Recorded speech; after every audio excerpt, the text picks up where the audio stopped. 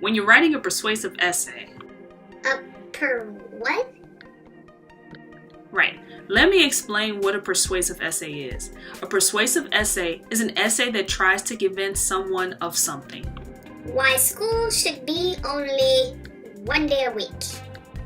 Why dessert is the healthiest meal of the day. Why my big brother's foot is bigger than a dinosaur's.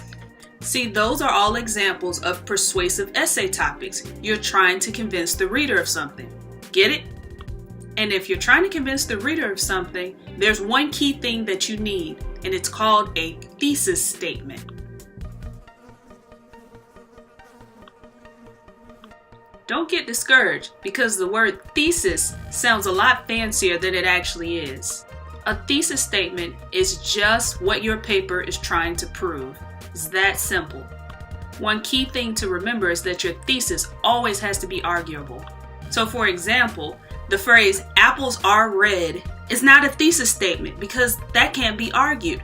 Apples really are red, that's a fact. George Washington was the greatest president that this country has ever seen. Now that's something that can be argued.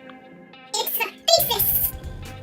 And the good news is, a thesis is just a single sentence in your introductory paragraph, but it's an important one. So if I were writing about why school should only be one day a week, my thesis might sound something like, kids who attend school one day a week would be better prepared to move on to four-year universities. What? I told you a thesis had to be arguable.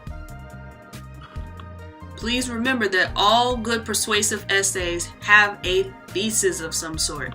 I hope this tip has been helpful, guys. Bye for now.